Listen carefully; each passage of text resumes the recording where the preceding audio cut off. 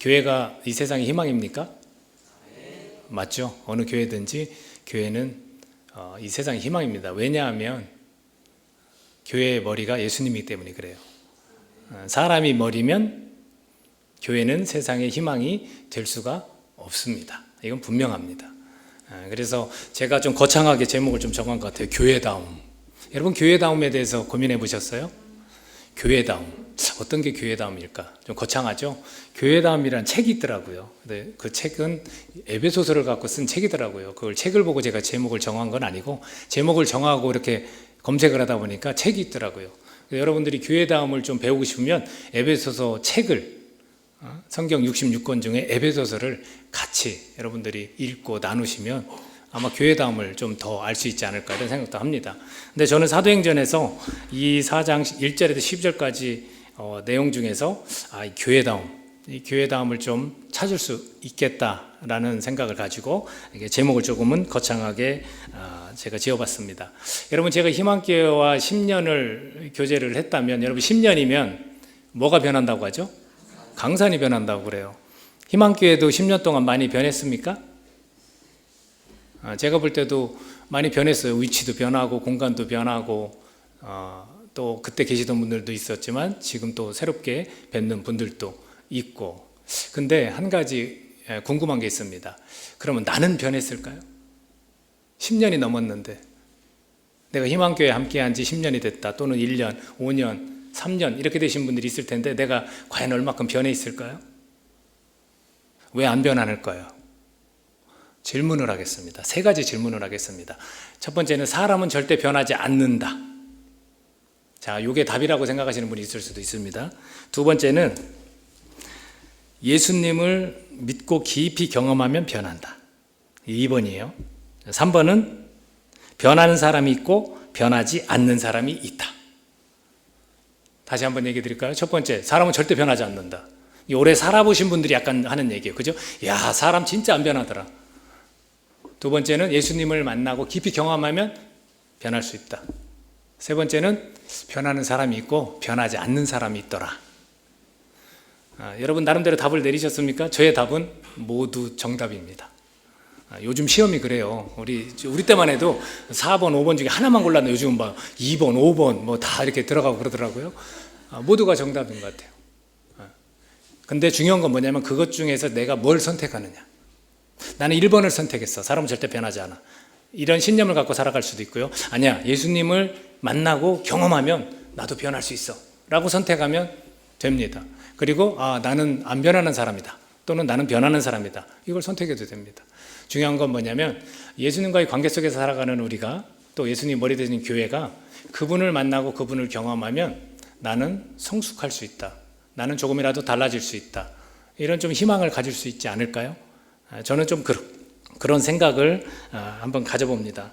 여러분, 한 사람이 성숙하게 되면 교회도 교회다워질 수 있다라고 봅니다. 전체가 막 뭐가 변화되고 이런 게 아니라 나 한 사람이 이런 마음을 먹으면 교회도 교회다워질 수 있다라는 거죠. 교회 오늘 말씀을 보면 교회의 출범에 대해서 설명을 해요. 사도행전을 보면 예수님이 돌아가시고 부활해서 다시 제자들을 만나고 승천하셨잖아요. 그 뒤로 뭘 기다리라고 그랬어요? 뭘 기다리라고 그랬어요? 보혜사 성령님. 그걸 기다렸다가 그 성령님이 임하니까 그때부터 교회가 출발을 하는 거예요. 교회의 출범과 함께 이걸 방해하는 그룹이 있어요. 오늘 본문이 그 두 그룹을 이야기해요. 자, 교회의 출범은 누구랑 하냐면 예수님의 제자들이에요. 예수님의 제자들하고 예수님이 목표한 바를 그대로 제자들이 이뤄 나가려고 하고 있어요. 그들의 능력도 아니에요. 성령이 임했을 때 변화가 서서히 생기기 시작했고, 이 변화를 보고 깜짝 놀랐던 두 그룹이 있습니다. 이것도 공동체예요. 자, 그 공동체 두 그룹을 살펴보면 1절 말씀에 이렇게 되어 있습니다. 같이 한번 읽어볼까요? 1절 말씀. 자, 시작. 사도들이 백성에게 말할 때 제사장들과 성전 맡은 자와 사두개인들이 이르러. 자, 이 사람들이 이르러서 싫어해요. 이 새롭게 출범하려는 이 제자들을 싫어한다고 나와요. 2절에 보면. 이 그룹 하나가 있고요. 또 어떤 그룹이 있냐면 다음 6절 말씀을 읽겠습니다. 5절, 6절까지 같이 읽겠습니다. 5절, 6절. 자, 시작. 이튿날 관리들과 장로들과 서기관들이 예루살렘에 모였는데 대제사장 안나스와 가야바와 요한과 알렉산더와 및 대제사장의 문중이 다 참여하여. 자, 또 다른 그룹이에요. 이름을 자세히 보면 좀 달라요. 그죠? 이 그룹들이 있는데 이 그룹은 신문을 합니다. 따지고 들어요. 그들을 잡아놓고 고문을 하는 거죠. 자, 이렇게 두 그룹이 이제 내용이 좀 다릅니다. 이런 방해거리가 좀 있거든요. 우선은 그 두 그룹 중에 유대인들의 종교적 그런 고위층들, 제사장들이라든지 성전 맡은 자, 즉 경비대장이라든지 사두개인들이 데려놓고 이야기를 합니다. 재밌게도요, 이 성경은 대조를 잘 이루거든요. 근데 오늘 말씀도 역시 대조를 이뤄요. 이 제자들이 하나님 말씀을 딱 전하는데 그걸 받아들인 사람들이 있고 이 하나님 말씀을 거부한 자들이 있어요. 저는 교회도 똑같다고 생각하거든요. 지금 말씀이 선포됩니다. 이 말씀이 나에게 받아들여지는 자가 있고 거부하는 자가 있어요. 우리는 100%다 받아들이는데요. 아멘. 그럼 좋죠.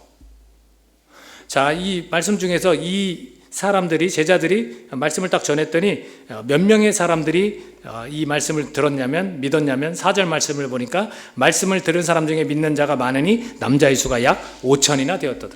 놀랄 만한 일이죠. 그죠? 교회의 출범 당시에는 이렇게 흥황해서 부흥을 하나님이 주실 수밖에 없었어요. 지금과는 좀 달라요. 지금 한 교회에 막 이렇게 모여든다? 그거 좀 의심해 봐야 돼요. 이단들이 좀 그럴 수 있거든요. 그건 의심해 봐야 되는 거. 이렇게 이루어지지 않아요. 근데 이 당시에는 이게 필요했습니다. 절대적으로 필요했어요. 하나님의 역사입니다. 그래서 이렇게 많은 사람이 믿었어요. 그 반면에 말씀을 들었지만 안 듣는 자들이 있다라는 거죠.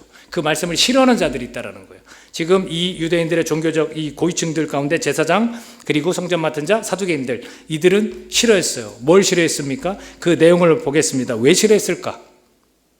왜 싫어했을까요?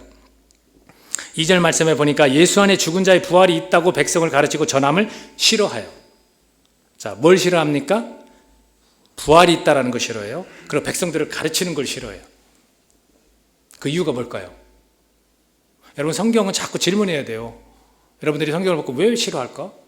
도대체 왜 싫어하지? 이렇게 많은 사람들이 믿는데 왜 싫어했을까? 자, 그걸 제 나름대로 한번 보는 거예요. 여러분들도 한번 동의를 하는지 한번 보세요. 우선은 백성들이 자신들의 말을 듣지 않을 수 있다라고 예상을 하는 거예요. 저 수많은 사람들이 우리의 말을 들어야 하는데 왜 저 사람들의 말을 듣지? 그렇게 생각할 수 있죠. 여지껏 우리 말을 듣고 저 사람들이 우리 종교적인 거에 있어서 관심을 갖고 우리가 그렇게 해왔는데 이제는 다른 사람 말을 들으니까 우리를 따르던 무리가 이렇게 방향이 저쪽으로 가니까 그럴 수 있다는 거죠. 또 하나, 이상하다. 죽은 자의 부활이 분명히 없는데 왜 그걸 있다고 사기를 치지? 사두개인들은 바리새인들과 좀 달라서 천사도 없고 그리고 죽은 자 가운데 부활도 없다라고 그랬어요. 왜 그랬습니까? 그들의 삶이 굉장히 풍족했어요, 여러분. 어떻게 보면 또 이성적인 사람들이라 절대 그럴 리가 없어 이렇게 생각했던 사람들, 그러니까 자기들의 사상과 다르다는 이유예요.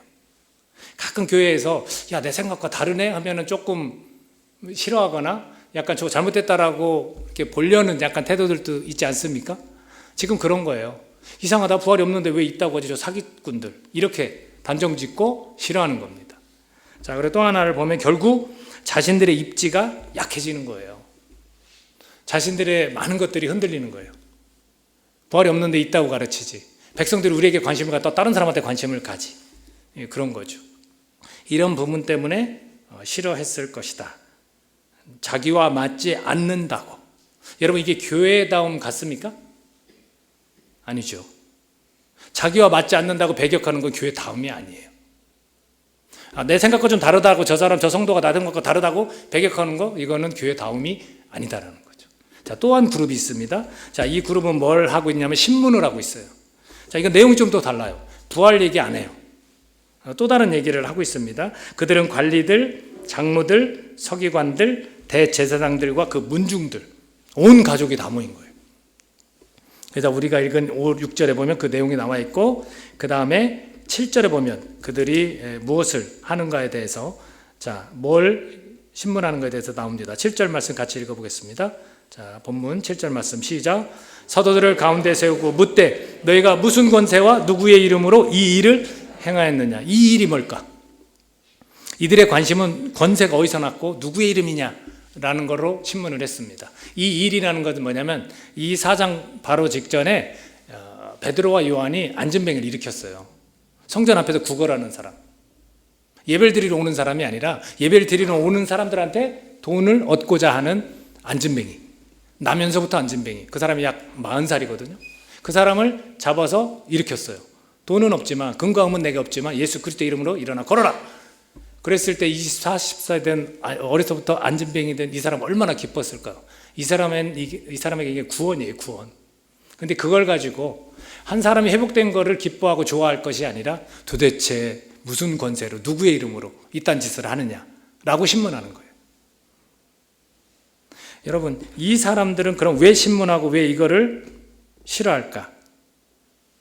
왜 그런 것 같아요? 자, 보겠습니다. 이건 일종의 기적이에요. 병자를 고친 일이거든요. 그리고 또 말씀을 전하는 것도 당연히 포함이 돼 있겠죠. 그러면서 그들은 무슨 권위와 누구의 이름으로 이런 일을 하느냐. 자, 이것을 보여주는 또 구절이 있습니다. 우리 본문에 정하진 않았지만 성경이 갖고 계신 분들은 4장 17절 말씀 보겠습니다. 4장 17절 제가 읽어드릴 테니까 성경을 갖고 계신 분은 눈으로 보십시오. 이것이 민간에 더 퍼지지 못하게 그들을 위협하여 이후에는 이 이름으로 아무에게도 말하지 말게 하자 하고. 자, 그들이 왜 신문하는지 이제 나왔습니다. 뭡니까? 이 일이 민간에 더 퍼지지 못하게 하는 거예요. 그래서 겁을 주는 겁니다. 민간에게 퍼지는 것을 싫어합니다. 그리고 예수님의 이름을 입 밖으로 내지 못하게 하자고 결의를 합니다. 왜 그럴까요? 이것도 역시 마찬가지예요. 자기들의 입지가 안 좋아지는 거예요. 여러분, 다른 사람이 회복되는 것을 교회가 좋아해야 되는 게 맞죠? 어느 한 영혼이 은혜를 받았어요. 그러면 좋아해야 되는 게 맞죠? 근데 우리는 그러지 못할 때가 있다는 거예요. 하나님 왜 저 사람에게만 은혜 주고 나에게는 은혜를 안 줄까? 여러분, 이 모습이 예수님을 전하지 못하게 하고 예수님이 아닌 다른 걸 가르쳐요, 교회에서. 그럼 이게 말이 돼요? 이 교회다움일까요? 아닌 거죠. 지금 여기에서 이 두 그룹이 보여주는 건 뭐냐면, 오늘 이 말씀이 우리에게 주는 교훈은 뭐냐면 교회다울 수 없는 부분을 깨닫게 하신다라는 겁니다. 우리도 희망교회가, 은혜 영광교회가 점검을 해봐야 돼요. 이런 모습은 없는지, 서로 반목하거나 저 사람 생각과 내 생각이 다르다 해서 미워하거나 싫어하거나 뭘 추진하는데 그게 내 생각과 좀 달라? 그래서 토라지거나 이런 일은 없는지 한번 봐야 돼요. 예수님이 전해져야 되는데 자꾸 사람이 높아지고 이런 일이 없는지 봐야 돼요. 이것을 정리한 내용이 또 있습니다. 이들이 실제로 이렇게 할 수밖에 없는 이유가 있습니다. 사도행전 5장 17절 제가 읽어드리겠습니다. 사도행전 5장 17절 성경 가지고 계신 분들 그 눈으로 확인하십시오. 대제사장과 그와 함께 있는 사람 즉 사도행과 당파가 다 마음이 시기가 가득하여 일어나서. 뭐 때문에 그런 거예요? 마음의 시기예요. 이 좋은 소식이, 기쁜 소식이 전해지는 것도 싫고 자기들의 입지가 영향을 받는 것도 싫고. 가끔 교회를 보면 공동체라고 한 몸이라고 하는데 터치받는 걸 싫어하는 경우들이 있더라고요. 냅둬요. 나 좀 그냥 냅둬요. 하나님과 1:1 관계만 하면 되잖아요. 예전에는요, 목회자가 신방을 가면 엄청 좋아하셨대요. 우리 부모님 세대들은. 왜 그럴까요? 그 목사님이 좋아서 그럴까요? 천만에요. 하나님이 저 목회자를 통해서 우리에게 축복해 주시고 하나님이 마치 우리 가정에 오신 것처럼 그렇게 기뻐하는 거예요. 근데 지금은 밖에서 만나고 커피숍에서 만날까요? 목사 식당에서 만날까요? 그 식당을 축복해 주고 싶으신 거죠? 별거 아닌 것 같지만 이렇게 달라졌어요. 이렇게 달라졌어요.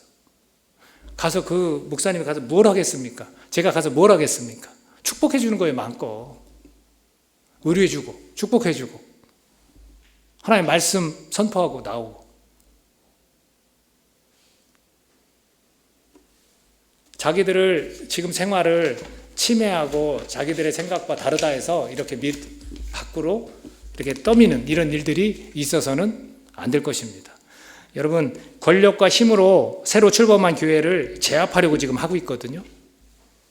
네, 여러분들 우리 교회들이 이 세상에서 공격을 받는 거에 대해서 어떻게 생각하세요? 만약에 세상이 우리 희망교회를, 은혜영광교회를 미워하지 않으면 이거 잘못된 거예요. 이건 제 얘기가 아닙니다. 이건 제 얘기가 아닙니다. 교회는 늘 이런 위협 속에서 성장해 왔습니다. 그래서 또 싸워야 될 대상이 우리 이렇게 인간관계가 아닌 어둠의 권세 잡은 자. 그런 싸움이 있어요. 교회를 무너뜨리고 분열시키고 이런 일들이 늘 있어 왔습니다. 지금도 공격은 받고 있습니다. 여러분, 세상과 타협하지 않는 교회라면 교회 다음 가능성이 저는 높아진다고 생각해요. 여러분, 이 세상이 우리를 미워한다는 것은 예수님께서 하신 말씀인데 예수님의 피값으로 세워진 교회입니다. 세상이 미워하는 것이 당연하다고 제자들에게 말씀해 주셨어요. 미리. 자, 요한복음 7장 7절 같이 한번 화면 통해서 같이 읽어볼까요? 자, 시작. 세상이 너희를 미워하지 아니하되 나를 미워하나니 이는 내가 세상의 일들을 악하다고 증언함이라. 여기를 보니까 제자들은 이제 미워하지 않는데요. 근데 나는 미워한대요. 예수님은. 왜? 이 세상이 악한 거야 라고 말씀하셔서 그렇대요. 근데 다음 구절을 보면 이 일이 있은 후 이 말씀하시고 조금 더 시간이 지난 뒤는 다르게 말씀하세요. 요한복음 15장 19절 같이 읽겠습니다. 시작. 너희가 세상에 속하였으면 세상이 자기의 것을 사랑할 것이나 너희는 세상에 속한 자가 아니요 도리어 내가 너희를 세상에서 택하였기 때문에 세상이 너희를 미워하느니라. 달라졌죠? 처음에 말할 때는 예수님만 이제 미워할 것이다라고 했지만 이제는 내가 너희들을 택했고 내 제자 삼았어. 내가 크리스천이 됐어. 그러면 이제는 세상이 너희 또 미워할 거야. 이게 분명히 말씀하셨어요. 자, 세상이 미워하는데 우리 도대체 어떻게 살아요? 우린 세상에 속해서 세상 속에서 살아가는데 세상이 이렇게 미워하면 우리 견딜 수 없어요. 너무 힘들어요. 그래서 교회를 주셨어요. 그래서 교회에 지체를 주셨어요. 말씀 하나만 더 읽을까요? 요한복음 15장 17절. 자, 세상이 너희를 미워한다는 말씀 전에 했던 말씀이 있습니다. 같이 읽습니다. 시작. 내가 이것을 너희에게 명함은 너희로 서로 사랑하게 하려 함이라. 아멘. 서로 사랑함으로써 힘을 얻는 거예요. 서로 사랑함으로써 위로가 되는 거예요. 세상에 나가서 주어 터지지만 다시 와서 교회라는 공동체 속에서 우리는 서로 위로해주고 서로 사랑하고 힘내, 고생했지, 격려의 말들을 해주는 거예요. 내가 너를 위해서 기도하고 있어. 네 그 복잡한 일이 하나님이 해결해 주시기를 나는 기도하고 있어. 이거 얼마나 기쁩니까? 얼마나 감사합니까? 그렇게 말씀해 주셨어요. 그러면 예수님이 살아계실 때의 말씀만일까? 아니에요. 제자들은 이것을 기억했습니다. 이걸 기억했어요. 4장 29절을 제가 읽어드릴까요? 4장 29절에 보면 과연 헤롯과 4장 29절 주여 이제도 그들의 위협함을 굽어 보시옵고 또 종들로 하여금 담대히 하나님의 말씀을 전하게 하여 주시오며. 지금 뭐라고 표현했냐면 그들의 위협함을 굽어보셨고 계속해서 우리는 위협을 받고 있다는 거예요. 크리스천이라는 이유로, 복음을 전한다는 이유로 계속해서 우리를 건드리고 우리를 감옥에 갇히게 하고 우리를 고문하고 그 속에서 하나님 힘을 주십시오. 내가 계속해서 이 어려운 환경 속에도 담대하게 말씀을 전하게 도와주십시오라고 기도하고 있다고요. 오늘 우리도 예수님의 말씀을 기억한다면 우리 그렇게 기도해야 돼요. 이 환경을 하나님 완전히 뒤바뀌어 주십시오 라고 기도하는 게 아니라 이 어려운 환경 속에서 담대함을 잃지 않도록 도와주십시오. 제가 끝까지 견딜 수 있는, 정말 주님께서 원하시는 삶을 살아갈 수 있는 크리스천이 될 수 있도록 주님 저 좀 도와주십시오. 왜? 계속해서 세상은 우리를 미워하고 공격하기 때문에. 여러분, 교회다움은 뭐겠습니까? 지금 말씀드린 것 같이 미움이 아닌 서로 사랑하는 거예요. 서로 사랑하는 거. 제가 이거 꼭 하는 얘기가 있어요. 우리 교회한테. 혼자 사랑하지 말라고. 주님은 너 홀로 사랑해라 라고 말씀하신 적 없습니다. 서로 사랑하라. 그러니까 이게 힘든 거예요. 저 사람은 날 미워하는데 나는 혼자 사랑하려니까 힘든 거예요. 그냥 놔둬요. 뭘 사랑해. 나를 미워하는데. 서로 사랑하라는 거예요. 그 마음이 있는 자들끼리 관계를 맺으라는 거죠. 이 서로 사랑함으로써 세상은 달라요. 세상은 미워함이 있지만 교회는 미워함이 없습니다. 서로 사랑하는 거예요. 왜 미워합니까? 아까 말씀드렸죠? 자기가 자기 신념과 다르다 해서, 자기 생각과 다르다고 해서. 여러분, 사실 교회에 토라지고 교회에서 뭐 교회를 떠나고 이런 거 내용을 보면요 별거 없어요. 그죠? 다 자기 때문에 자기. 그래서 남 탓하는 거잖아요. 그래도 목사님이 어쨌다, 뭐 전도사님이 어쨌다, 저 집사님이 어쨌다. 그렇지 않아요, 여러분. 교회는 사랑이 있습니다. 희망교회는 사랑이 있습니다. 그게 교회다움이에요. 세상은 우리를 미워하고 우리끼리 미워하면 안 되죠. 세상도 미워하는데 여기서까지 미움받으면 어떡해요? 도대체 어떻게 살라고? 그걸 생각하셔야 돼요. 이 제자들도 그걸 알고 있어요. 계속해서 우리를 위협을 받습니다. 핍박을 받습니다. 근데 교회 와서도 핍박해요. 왜? 뭐 해라 저거 해라 그러시지 말고 그냥 안아주시고 힘들었지. 제가 딱 충고라는 건 하나예요. 곁길로 가는 거예요. 지체가. 그때는 말해야죠. 그때도 위로해주고 괜찮아 그럴 수도 있지 하면 안 돼요. 너 당장 멈춰 그러면 안 돼. 너 왜 그렇게 사는 거야? 하지마 그거 하지마. 이렇게 말해줄 수 있어요. 이게 사랑이죠. 무조건 덮어준다고 사랑은 아니에요. 저는 희망교회가 이런 교회다움, 서로 사랑하면서 이런 교회다움, 그런 교회다움이 있는 교회라고 저는 믿고 싶습니다. 그래서 그들 가운데 이 종교 지도자들은 이 병자가 낫는 거예요. 도대체 이 기적이 어떻게 일어났는 거예요. 누구 이름으로 했느냐에 관심이 있지만 이들은 그렇지 않았어요. 그거는 별거 아니라고 생각했어요. 왜 우리를 주목하느냐. 예수 그리스도라는 능력의 이름으로 이 사람은 일어난 거다 라고 말하면서 어떤 일이 벌어지냐면 놀라운 기적이 일어나요. 진짜 기적이 일어나요. 어떤 기적이 일어납니까? 유무상통해요. 서로 가난한 사람이 없도록 재산을 다 팔아서 나누기 시작해요. 여러분 그게 기적이에요. 이 예배 현장에서 몸이 아픈 분이 몸이 낫는 거 그럴 수 있어요. 저는 그걸 다 열어놨어요. 예수 그리스도의 이름으로 가능해요. 그러나 이보다 더 놀라운 기적은 뭔지 아십니까? 여러분 중에 가난한 사람이 없고 여러분 중에 힘들고 어려운 사람이 지체의 도움으로 자꾸 힘을 내고 일어나는 겁니다. 이게 기적 아니겠어요? 이게 사랑이에요. 초기 교회 때는 이 교회가 출범하면서 이런 일들이 있었다라는 겁니다. 그리고 모이기를 힘썼어요. 계속해서 기도하고 같이 찬양하고 교제하고 떡을 떼고 얼마나 귀합니까? 저 오늘 놀란 게 하나 있는데 희망교회가 예배 중에 찬양을 왜 이렇게 많이 해요? 와 대단해요. 저희 지금 12시 넘었잖아요. 이때면 우리는 막 이렇게 빨리 끝내지. 그런데 막 50분 돼서 제가 말씀을 전하기 시작한 것 같아요. 대단해요. 하나님 얼마나 기뻐하실까요? 짧은 게 좋으신 분도 있죠? 없어요? 대단하세요. 하나님을 높이고 찬양하는 거 귀한 거예요. 그 초기 교회가 그랬다는 거예요. 모이면 찬양하고 모이면 기도하고. 제가 사실은 엉덩이가 이렇게 들썩들썩 몇 번 했는데 이게 저희 교회가 아니다 보니까 혼자 막 또 일어나면 저를 또 사상이 다르다고 또 싫어할까 봐 일어나세요. 일어나서 찬양하시고 박수 치시고 얼마나 좋아요. 누구 눈치 볼 게 뭐 있어요. 내가 주님 앞에도 지금 주님을 예배하고 노래하는데 초기 교회 때는 그랬다는 거예요. 그러니 주변 사람들이 말씀을 전하면 턱턱 믿는 거예요. 왜? 저 사람들 봐라. 삶이 저렇다. 근데 오늘날 교회가 사실은 우리가 더 힘든 시대를 살고 있는 게 맞아요. 이런 정말 거친 핍박 속에서는 우리가 더 힘을 낼 수 있는 것 같아요. 오히려. 근데 지금 너무나 편안해요. 그죠? 너무 편안한 시대를 살고 있어요. 교회도 지도자들이 지탄을 받는 일들도 자꾸 생기고 있고 우리가 정신을 좀 바짝 차렸으면 좋겠어요. 정말 교회다움에 대해서 한 번 정도는 고민해보는 우리가 되었으면 좋겠어요.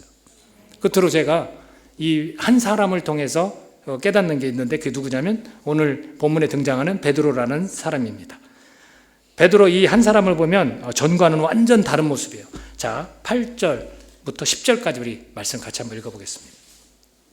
자, 시작.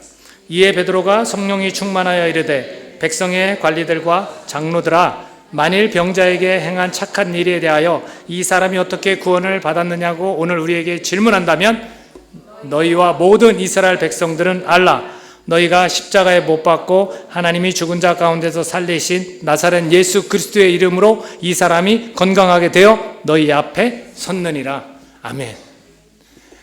이쯤 되면 많은 사람들한테 주목받고 이런 기적도 일어났으면 사실 좀 우쭐할 만하거든요. 우리가 신앙생활하면서 좀 조심해야 될 게 우쭐 신앙이에요. 내가 좀 뭔가 저도 마찬가지죠. 말씀을 전했는데 막 인사하는데 목사님 은혜 받았습니다. 은혜 받았습니다. 이걸 조심해야 되는 거죠. 그래서 저는 항상 생각하고 있어요. 저는 말씀 잘 못 전해요. 그냥 소신껏 이 기록된 말씀 속에서 그냥 전하려고 하거든요. 근데 이 사람들은 왜 우리를 주목하느냐? 나사렛 예수 그리스도의 이름으로 충분히 이런 일은 일어날 수 있다는 거예요. 저와 여러분 삶 가운데 이런 일이 충분히 일어날 수 있습니다. 누구 때문에? 예수 그리스도 때문에. 그걸 우리는 믿어야 돼요. 근데 베드로가 좀 달라지지 않았어요? 여러분이 알고 있는 베드로 아시죠? 과거의 베드로. 두 가지만 얘기해 볼까요? 예수님께서 제자들을 모아놓고 나 이제 좀 있으면 죽어. 수많은 기적들을 막 일으키면서 이제 이 제자들은 속으로 야 이스라엘의 회복, 이 로마 압제 속에서 이제는 회복될 때가 지금인가 보다 생각하고 있었을 때예요. 그랬을 때 예수님께서 뭐라고 하시냐면 나 이제 더 제사장과 장로들한테 고난받고 핍박받고 십자가 달려 죽고 다시 살아날 거야. 뭐 이런 얘기를 해요. 그러니까 베드로가 나서요. 항변했다고 그래요. 에이 무슨 소리냐고. 절대 그렇지 않습니다. 어찌 그런 일이 일어납니까? 라고 엄청 화를 내면서 말을 해요. 그때 예수님이 뭐라고 하셨죠? 사탄아 물러가라. 너는 하나님의 일을 생각하지 않고 사람의 일을 생각하는구나. 나를 참 어렵게 만드는구나. 이런 표현을 쓰세요.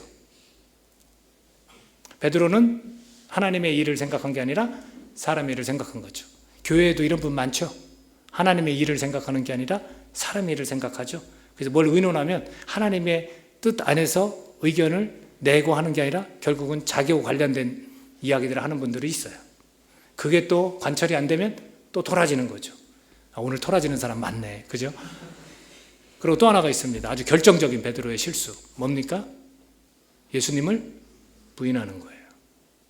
우리가 그런 얘기 하잖아요. 나 같으면 안 합니다. 천만에요. 저는 자신할 수 없어요. 이런 위기 상황에 우리 놓여 본 적이 없어요. 근데 실제 그런 위기 상황에 놓이면 여러분들 모르는 겁니다. 3번을 부인해요. 근데 놀랍게도 보십시오. 그 3번을 부인할 때 그 부인하도록 만든 사람이 누군지 아십니까? 여종이었어요. 그죠? 한낱 여종이었어요. 여자 한 사람, 그때는 숫자로도 세지 않는 그 여성의 지위, 그 여성이 한 이야기였고 두려웠어요. 떨었어요. 그래서 부인했어요. 근데 지금은 보십시오. 누굽니까? 종교 지도자들, 아주 고위층, 막강한 힘을 발휘하는 사람들이 떼거지로 지금 얘기하는데도 어떻게 이야기합니까? 거침없이 이야기를 하는 거예요. 뭐라고까지 뒤에 가면 이야기하냐면 내가 사람의 말을 순종하는 게 중요할까? 하나님의 말씀에 순종하는 게 중요할까? 라고 반문을 해요. 때리고 더 이상은 이 이름으로 전하지 말라 했더니 달라졌죠. 완전히 달라졌죠. 여러분 왜 달라졌을까? 어떻게 달라졌을까? 궁금하지 않으세요? 자, 성경에서 뭐라고 하냐면 베드로가 성령이 충만하여 이르되 이렇게 나오는데 이게 조금은 구체적이지 못해요. 여러분 성령이 충만한 게 뭡니까? 질문하면 대답할 수 있는 분 많지 않은 것 같아요. 저도 마찬가지고 당황스러워요. 이건 구체적이지 않은 것 같아요.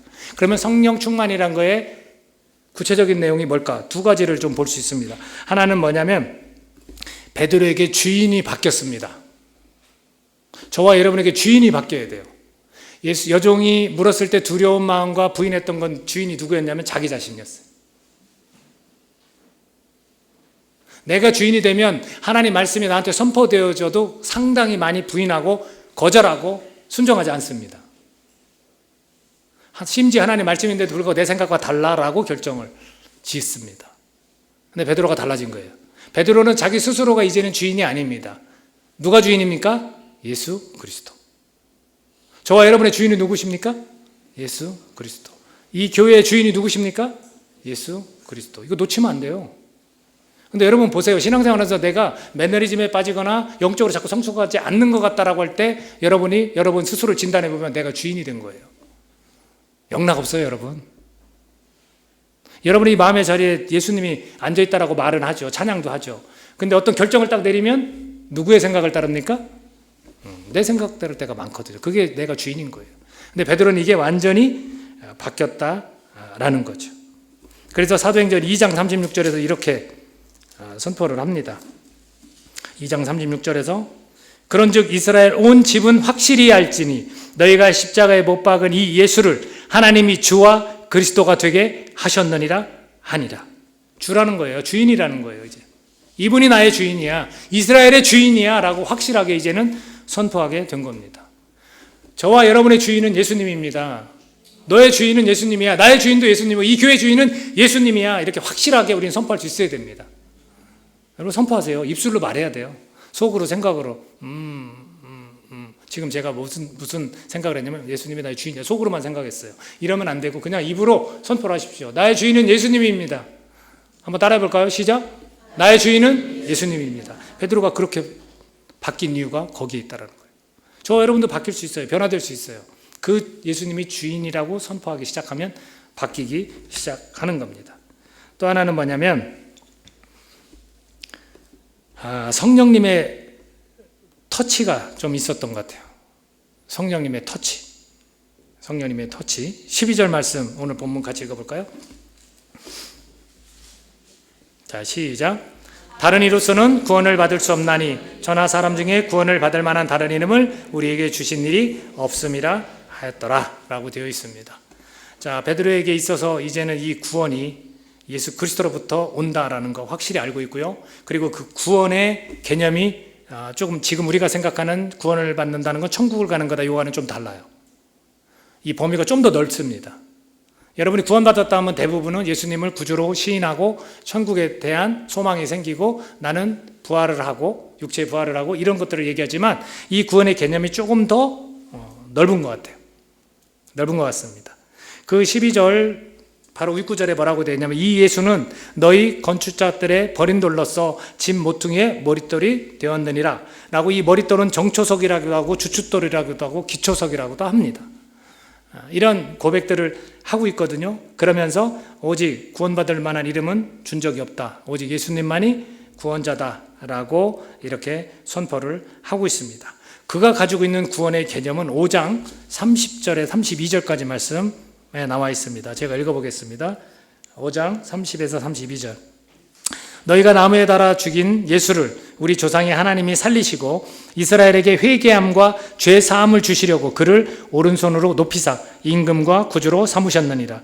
우리는 이 일의 증인이요 하나님이 자기에게 순종하는 사람들에게 주신 성령도 그러하니라 하더라. 자, 뭐라고 되어 있냐면 이 예수님이 죽고 살아나신 걸 그대로 표현했는데 구원이란 개념을 이스라엘에게 회개함과 죄 사함을 주시려고 라고 되어 있습니다. 구원이란 뭘까요? 회개함과 죄 사함입니다. 회개는 뭐예요? 우리가 돌이키는 거예요. 고치는 거예요. 돌이킬 후에 고칠 개거든요. 근데 우리가 돌이키고 고치는 건데 돌이키기만 하는 사람이 상당수예요. 고치지 않아요. 내 삶이 하나님이 이건 정결치 않다라고 말하는 것도 잘 안 고쳐요.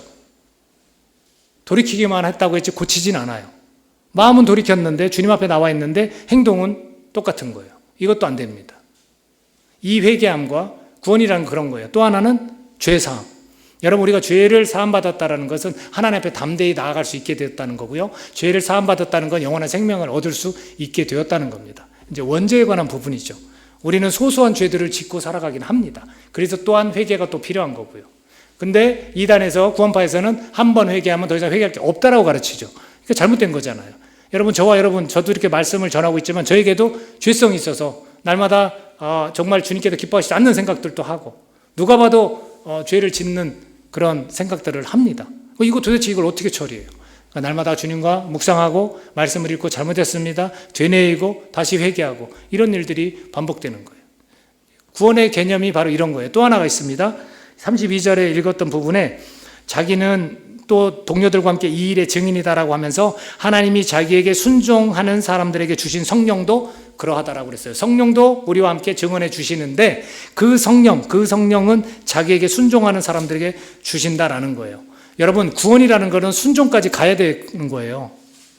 그 순종을 하면 성령이 우리와 함께 하신다는 거예요. 성령님이 나와 함께 하는가? 성령 충만한가? 순종하면 그것이 보이는데 순종하지 않으니까 성령 충만함을 모르는 거예요.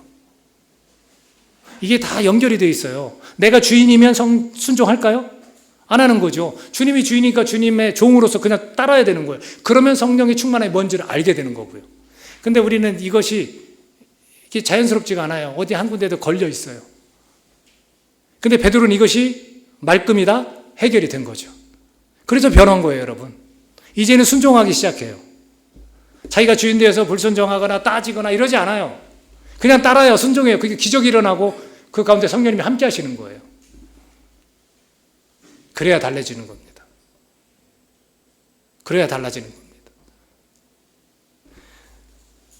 여러분, 우리가 예수님만이 구원자이고 예수님이 주인이십니다 라고 말하는 교회, 이게 교회다움이에요, 여러분.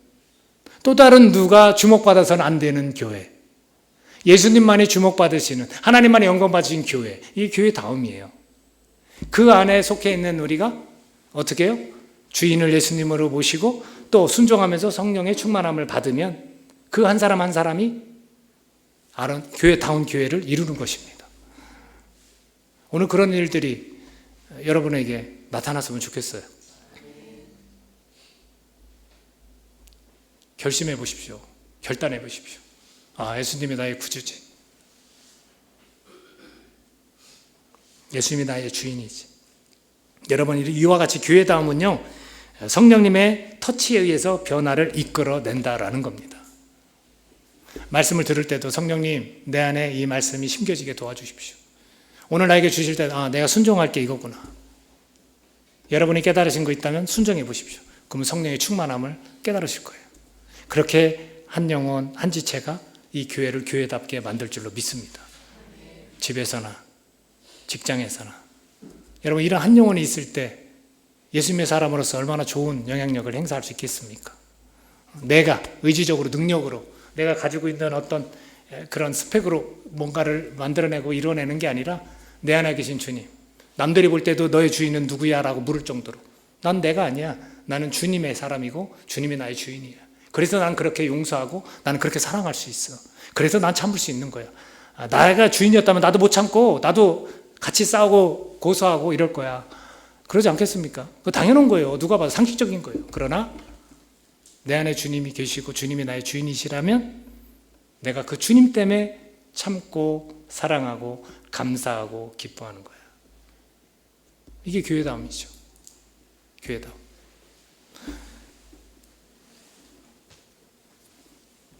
저와 여러분이 은혜 영광교회와 희망교회가 정말 이 시대 가운데, 저희 교회는 지금 짐이 창고에 들어가 있어요.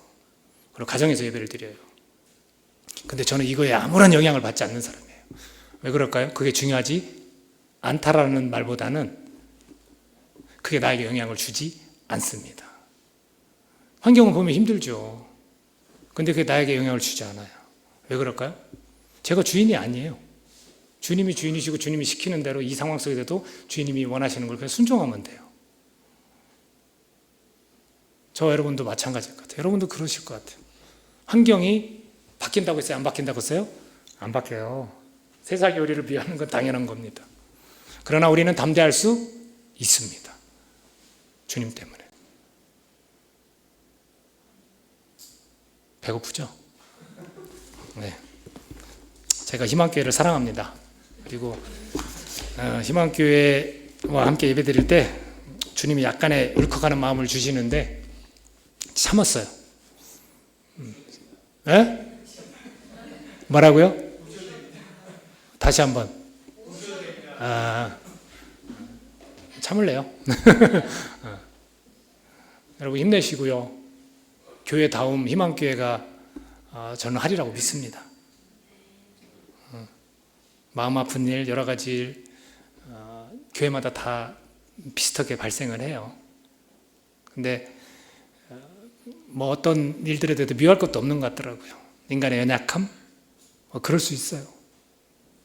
그분도 어쩌면 예수님을 주인 삼았더라면 이런 일이 안 생길 수 있죠. 우리가 이걸 놓치고 사는 것 같아요. 그 사람이 순종을 했더라면, 말씀에 그 성령의 충만함을 깨달았을 텐데. 이런 것들을 오늘 저와 여러분 같이 느끼고 그런 소원을 가집시다. 교회다움. 이 시대 가운데 교회다움이 필요한 시대인 것 같아요. 기도하겠습니다. 이 시간 기도할 때 한번 우리 자신을 좀 점검해 봤으면 좋겠습니다. 또 우리 교회를 되짚어 봤으면 합니다.